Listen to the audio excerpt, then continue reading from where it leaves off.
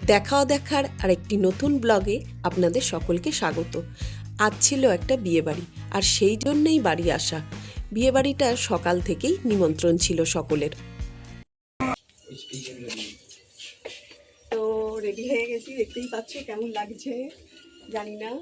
শাড়িটা ভাইয়ের বিয়ের সময় কেনা, তো সকালবেলা বিয়ে বাড়ি বলে তাই এই রঙের ড্রেস, সকালের বিয়ে বাড়ি বলে। আর সপ্ততীও পড়েছে, দেখো কেমন হলুদের ওপরই পড়েছে, ভালোই লাগছে নাকি? আচ্ছা, চুলটা কিন্তু খুব বড় হয়েছে বলে ওর খুব ভালো লাগছে, কিন্তু আমি এই গরমের ছুটিতে চুলটা কাটিয়ে দেবো ওকে। না ঠিক কি না বলো, এত বড় চুল নিয়ে কি ওর চলে এখন? তাই আমি কাটিয়ে দেবো ভেবেছি। তাই এরাও বাবা আর ছেলে রেডি হয়ে গেছে। চলো চলো তাড়াতাড়ি নাও, বেরিয়ে এসো, বাইক নাও নাও। সপ্তকের কিন্তু জামাটা এখানে আনতে ভুলে গেছি, একটা হলুদ পাঞ্জাবি আনবো ভেবেছিলাম, ভুলে গেছি। রাত্রিরে টেস্টটা এনেছি, সকালেরটা আনতে ভুলে গেছি। তো বাবা আর ছেলে এটা পরেই যাচ্ছে, কি আর করা যাবে।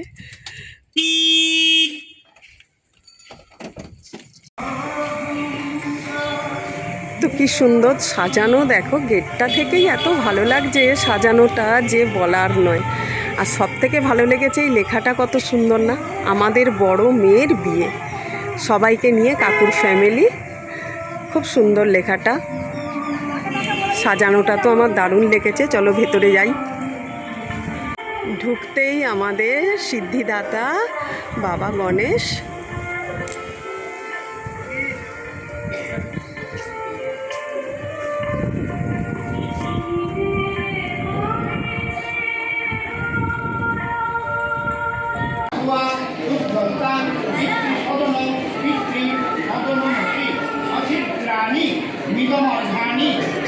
উপরে উঠেই স্টেজটা দেখতে পেয়ে সপ্ততী আনন্দে গিয়ে আগে বসে পড়লো ওখানে।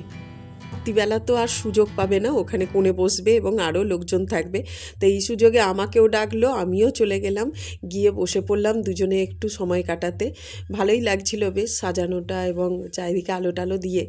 তো মা মেয়ে দুজনে মিলেই আমরা একটু বসে নিলাম, কারণ সন্ধেবেলা আর সময় হবে না।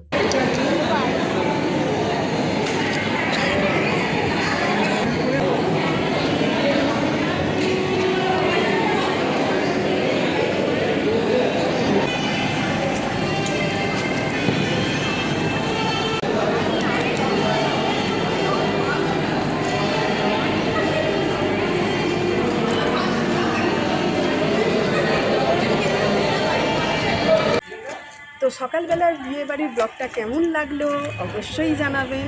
আর যদি ভালো লাগে তো সাবস্ক্রাইব লাইক করে পাশে থাকবেন। আজকের মতো টাটা, সকলে সুস্থ থাকবেন, ভালো থাকবেন, দেখা হচ্ছে সন্ধ্যেবেলা, টাটা।